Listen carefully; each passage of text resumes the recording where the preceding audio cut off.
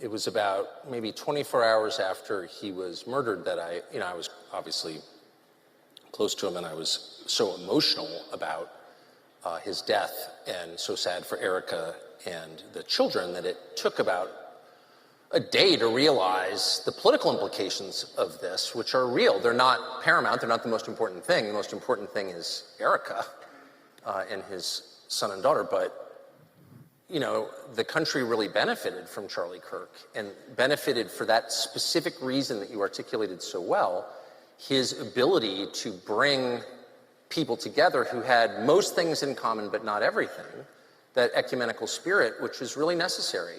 I don't have that.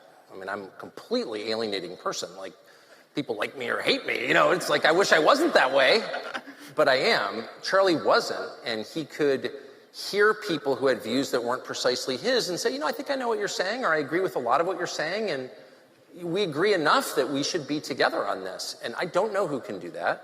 It's very obvious to me that the Republican coalition is fracturing over foreign policy, Israel specifically, and it's such a shame. It's such a shame. I mean, I obviously have strong views on this, which I've articulated and made myself even more hated, but it's not the only thing I care about. It's the only thing its advocates care about, that's for sure, which is really a shame. But I would say on most things, the people I've battled with, Mark Levin or whatever, I agree with Mark Levin on a lot. I do. I don't know. I mean, I'm very pro-family. I'm passionately pro-life. I think he is also good. Like, it would be worth being united on those things. And I'm not passing the buck. I mean, I think a lot of us are more, including me, are more divisive or hot-headed than we need to be. Charlie had a lot of emotional self-control, which he was, 20 years younger than me, and I admired that openly, and I told him so. You have control over your own emotions. You take Proverbs seriously. Control your emotions. It's always been a struggle for me. That's a prerequisite for bringing people together, is curbing your tongue, not saying sharp things that you could say. But so I'm not passing the buck. We're all at fault. And the worst people in the world are going to benefit from this if the fracture remains. But I will say that on the foreign policy question, the advocates of neocon foreign policy literally only care about that, from what I can tell.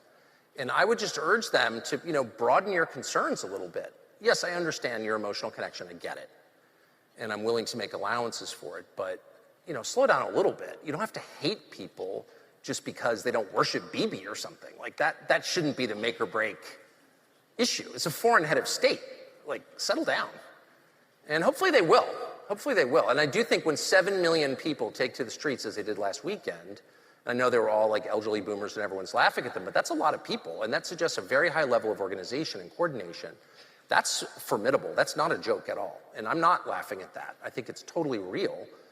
And those people do not share my values at all, like at all. And some of them, not all, probably not most, but some of them are scary.